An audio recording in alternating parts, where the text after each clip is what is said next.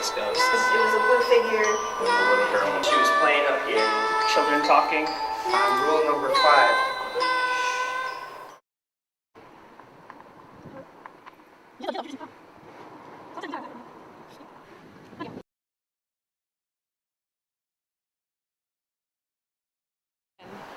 Hello ladies and gentlemen, welcome to the Ghost Talk. Today we'll fly into U.S. Little town called Aberdeen in South Dakota, and we heard a story of a faceless little girl ghost haunting in this building behind me, Georgie Hall. Here comes with me, let's find out, do we actually have that little girl in this building?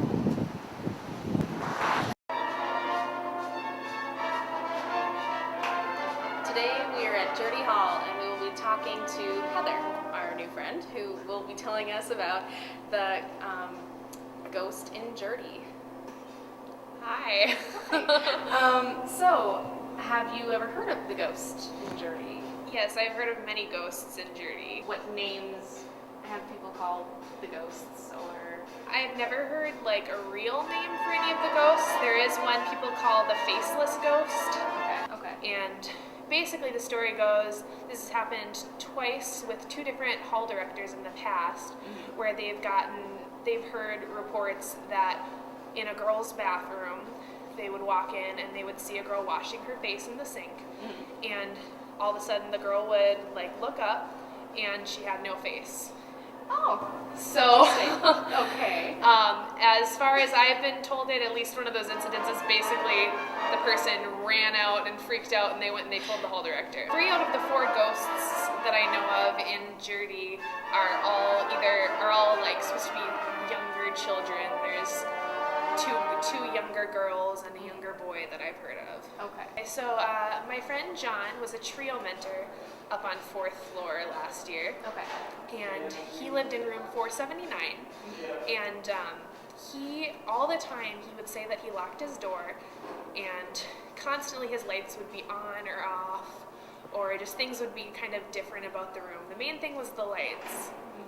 So, and he was really freaking out about that for a while. I told him to make sure he was locking his door, and he swore he always locked his door, but the light switch would be flipped. But it was interesting because I was just researching it one time, and I found an article that talked about supposedly room 479 specifically being haunted. 479.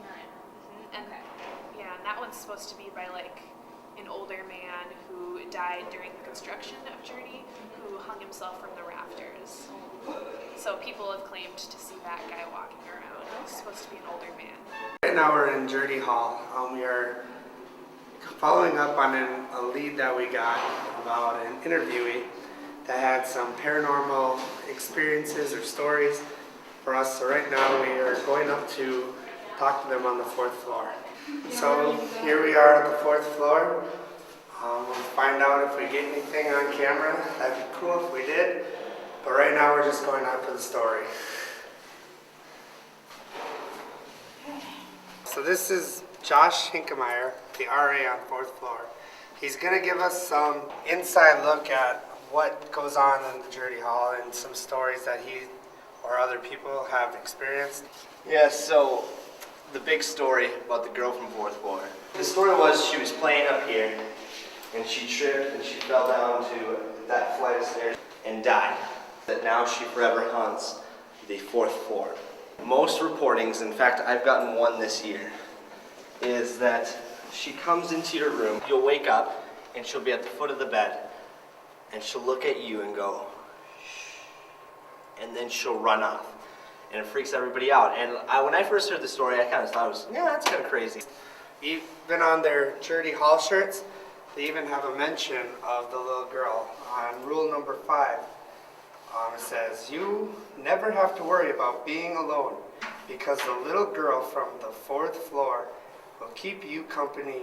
There's times where people will hear whispering when they're walking down a hall and there's no one here. And then there's other times they'll hear children talking outside their door and no one's there.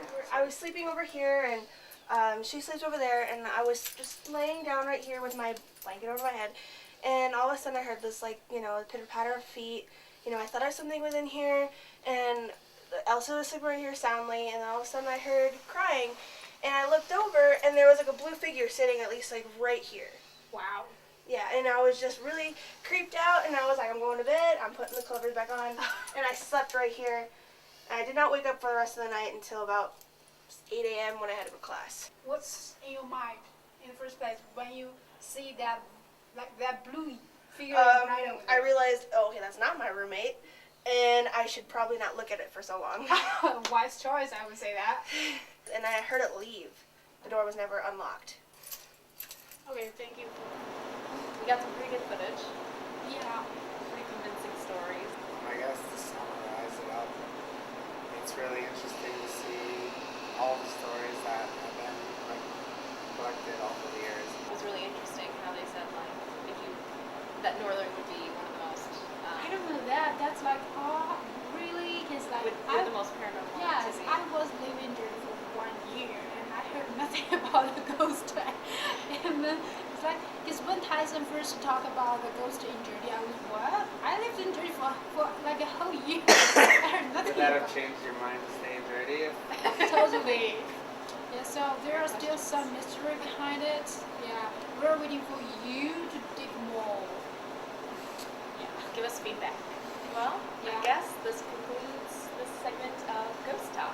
Thanks for watching.